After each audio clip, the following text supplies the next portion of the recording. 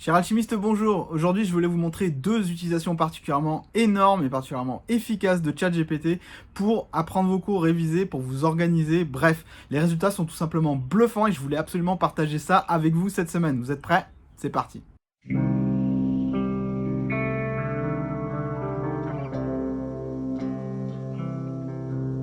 Bon, alors ce qu'on va faire, c'est qu'on va demander à ChatGPT, on va lui dire j'ai un examen sur le cours que je vais te donner. Peux-tu m'interroger en me posant 5 questions qui pourraient m'être posées à l'examen? C'est un peu bizarre comme phrase, mais il va comprendre. Voici le cours. Et là, je lui copie-colle mon cours, tout simplement. Hop là. Moi, j'ai pris un cours de droit, initiation, histoire du droit, en fait. Donc, c'est juste pour l'exemple. Donc voici 5 questions qui pourraient vous être posées à l'examen sur ce cours. Quelles étaient les deux principales divisions du droit entre les 12e et 13e siècles? Qu'est-ce que le code de Justinien? Quel rôle a-t-il joué? Quel problème, etc.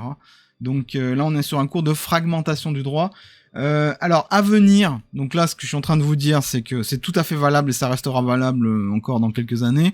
Le truc, c'est que OpenAI, donc la firme de ChatGPT, est en train de tester une nouvelle fonctionnalité. Alors, j'ai pas accès pour l'instant, il y a que certains utilisateurs dans le monde qui ont accès. Je pense qu'il faut être aux États-Unis, mais ils sont en train de tester de directement chercher le web depuis le moteur de recherche, depuis l'interface de ChatGPT. Donc en fait là, si j'allais dans les settings, dans les réglages, je pourrais lui donner des liens en fait. Je pourrais lui dire, bah voilà mon cours en ligne, voilà, poum. Est-ce que tu peux me poser des questions dessus? Je pourrais directement lui donner des liens web et il pourrait directement regarder les données via le web, ce qui veut dire que tous les cours qui sont liés à l'actualité, tous les cours où il y a des questions de culture générale liées à l'actualité, toutes celles qui demandent que les données soient après 2021-2022, bah vous pourriez avoir accès parce que ChatGPT pourrait littéralement scruter le web en direct. Donc il y a des extensions qui permettent de faire ça.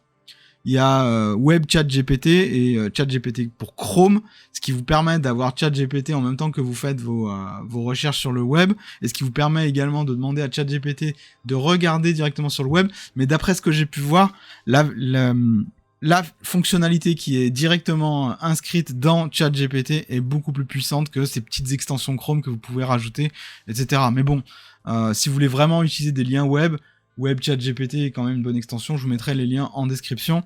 En attendant, vous pouvez faire des copier-coller, ça marche tout à fait bien. Donc comme on l'a dit, là il nous a mis 5 questions. Et alors là, l'idée maintenant de la méthode, ça va être d'aller plus loin et on va tenter de répondre à ces questions. Donc on va tenter de lui dire, donc c'est la deuxième partie du prompt, c'est je vais tenter de répondre à tes questions. Critique mes réponses comme si tu étais un examinateur le jour de l'examen. Si tu comprends, réponds par 3 petits points. Donc si... Normalement, il devrait me répondre 3 petits points. 3 petits points. Ok, donc là, je vais tenter de répondre une connerie juste pour voir s'il capte que je dis une connerie. Les deux divisions, le droit constitutionnel, je dis vraiment n'importe quoi, et le droit de la famille. Donc là, je regrette, mais votre réponse n'est pas correcte. Le cours n'aborde pas le droit constitutionnel et le droit de la famille comme les deux principales du XIIe siècle.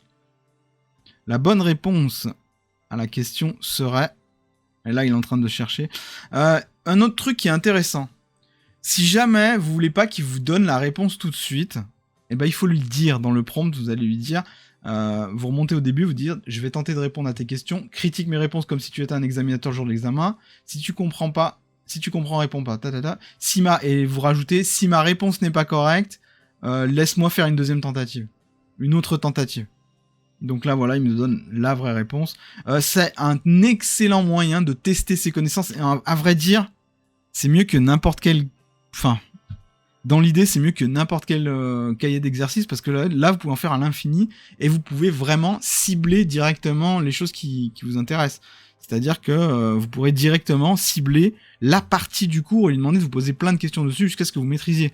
Pareil, si vous avez des cours d'informatique et que vous galérez à faire un exercice, je dis n'importe quoi, vous pouvez demander, parce que je l'ai fait, c'est pour ça, vous pouvez demander à ChatGPT de vous interroger, de vous donner d'autres exemples de cet exercice que vous avez fait, parce que généralement, il vous donne Les profs vous donnent un super exercice, les cours vous donnent un super exercice. Une fois que vous l'avez fait, bah voilà, vous avez mis très longtemps à le faire et vous avez pas d'autres, vous avez testé vos compétences qu'une seule fois. Bah là, vous pouvez lui demander de tester plein d'autres fois parce qu'il peut vous générer plein d'autres exemples. Et j'ai regardé les exemples, c'est vraiment, il y a des variantes quoi. C'est pas un copier-coller du même, c'est pas un copier-coller du même cours, du même exercice. C'est vraiment il change le contexte, il rajoute des petites données qui peuvent vous faire aller dans d'autres aspects du cours que vous aviez peut-être pas exploité jusque-là. Donc c'est vraiment très très intéressant. Alors maintenant, l'autre chose très intéressante que je voulais partager avec vous, c'est au sujet des plannings de révision. Vous savez que à chaque fois que vous avez un examen, un concours, peu importe, que vous devez vous préparer, que vous avez du temps devant vous, mais que vous avez plein d'impératifs, etc. Je dis toujours, faites un planning de révision. Le truc, c'est que c'est plus facile à dire qu'à faire, ça prend une grosse charge mentale d'organiser les choses comme il le faut. Donc là, l'idée, c'est carrément de demander à ChatGPT de le faire pour vous et de lui mettre vos contraintes. Donc par exemple, voici le prompt que je lui ai mis. Voici toutes les matières que je dois réviser. Peux-tu me créer un planning de révision sur 2 semaines en prenant des blocs d'1 heure? C'est ce que je considère avoir besoin pour réviser une matière. Sachant que je ne peux pas bosser ce samedi, que jeudi, je ne peux rien réviser après 18h et que je suis au travail tous les jours entre 9h, midi et 14h et 17h. Français, 10 parties à apprendre. Droit, 6 parties à apprendre. Organisation et compta, 4 parties à apprendre. Anglais, 3 parties à apprendre. Et économie générale, 3 parties à apprendre. Donc je vais lui lancer ce prompt. On va voir comment il réagit. On va voir ce qu'il me propose en fait. Voilà, alors c'est très intéressant parce qu'il m'a effectivement fait mon propre planning de révision sur 2 semaines. Il a bien pris en compte que le jeudi à 17h, à partir de 17h, je peux plus rien apprendre. Et le week-end, il a rien mis du tout. Donc il a plutôt respecté les consignes, c'est vraiment bien. Pour le week-end, je n'ai pas inclus d'heures de révision en supposant que vous souhaitiez un temps de repos. Vous pouvez bien sûr adapter ce planning à vos besoins spécifiques, y compris ajouter des heures de révision pendant le week-end si nécessaire. Donc là, il respecte également ce que je lui ai dit, c'est-à-dire que de 9h à midi et de 14h à 17h, je peux pas parce que j'ai travail, quoi. 9h midi, 14h, 17h. Ce qui est intéressant, c'est qu'il me casse des heures avant de commencer le travail. Donc c'est plutôt intéressant. Et il me casse également des heures entre midi et 2. Entre midi et 2. Donc ça, c'est plutôt intéressant. Et juste après le travail, 17h, 18h. Et ce qui est marrant, c'est que il ne met plus rien après 18h parce qu'il considère qu'il faut prendre des pauses régulières et que des séances d'études trop longues peuvent être contre-productives. N'oubliez pas de dormir suffisamment. Donc c'est intéressant, c'est un planning qui est quand même assez flexible. Donc vous pouvez tout à fait lui dire ah bah finalement je peux pas non plus travailler le mercredi. Donc répartis-moi les heures que tu avais prévues ailleurs. Et là, je pense que il réorganiserait tout le planning pour vous.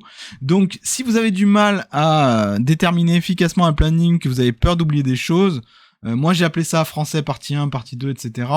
On peut imaginer que vous soyez un petit peu plus, précis dans les parties. Peut-être qu'il y a des choses qui sont importantes. Comme vous le savez, j'ai fait énormément de vidéos sur le sujet, mais je vous conseille vraiment de commencer par le plus important parce que quand vous êtes dans une phase comme ça où vous devez réviser des trucs, vous préparer pour un examen ou un concours, vous avez énormément d'énergie au début et plus le temps va passer, plus vous allez décliner. Donc c'est pour ça que je dis de commencer par le plus important, ce qui rapporte le plus de points et ce qui est le plus difficile peut-être, parce que et d'alterner avec des choses faciles pour pas que vous perdiez l'espoir et pour que vous restiez sur un bon niveau de performance en fait cognitive.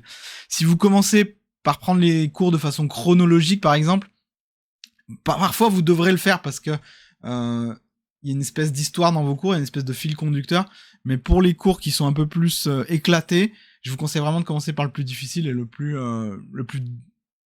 exigeant au niveau cognitif, ce qui vous demande le plus de travail.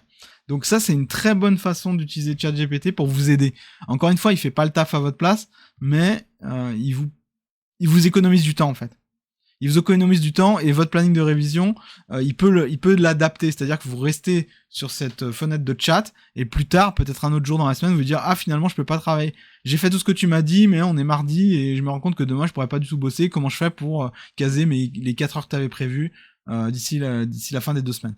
Il va probablement vous mettre des heures le week-end, mais il reste soft et surtout il garde une bonne partie d'heures de révision. Peut-être que vous pourrez pas bosser le temps de midi, c'est pas possible, mais dans ce cas, il va vous dire bosser de 18h à 19h ou de 20h à 21h. Donc c'est des outils qui sont très très intéressants et à mon sens, c'est tout à fait le type d'outil qui peut révolutionner la façon d'apprendre et la façon même d'enseigner. Hein. Donc je vais donner d'ailleurs une formation pour ça spécifiquement sur le sujet. Et voilà ce qu'on pouvait dire sur ces 2 fonctionnalités de ChatGPT que je trouve personnellement assez énormes. Voilà, donc en résumé, vous pouvez utiliser ChatGPT pour créer et pour planifier un peu votre planning de révision à la perfection. Et dans un deuxième temps, donc vous prenez votre cours, vous le mettez sur ChatGPT, vous lui dites de vous interroger sur les questions qui pourraient tomber à l'examen. Si vous avez le nom de l'examen, n'hésitez pas à lui donner également, parce qu'il a également pas mal de connaissances sur tous ces sujets. Et ensuite, une fois que vous avez donné vos réponses, vous lui dites maintenant, critique mes réponses et corrige-moi si j'ai fait des erreurs. Si vous voulez pas qu'il vous donne la réponse tout de suite, vous dites à ChatGPT, si jamais je réponds faux, laisse-moi une deuxième tentative par exemple. J'espère que cette vidéo vous aura plu. Si vous en voulez d'autres sur l'intelligence artificielle, parce que je pense qu'elle peut vraiment améliorer votre façon d'apprendre, votre capacité à apprendre rapidement, n'hésitez pas à me le dire en commentaire, utilisez un like, abonnez-vous, et je vous souhaite également beaucoup de positifs. Je vous retrouve très vite pour le prochain hyper atelier. Vous savez, les hyper ateliers, c'est chaque jour, c'est une semaine consacrée à une thématique. Et voilà, donc je vous tiens prochainement au courant sur l'onglet communauté. Si vous êtes membre du lab, vous serez également au courant. Et je vous souhaite une excellente fin de semaine. Salut, salut!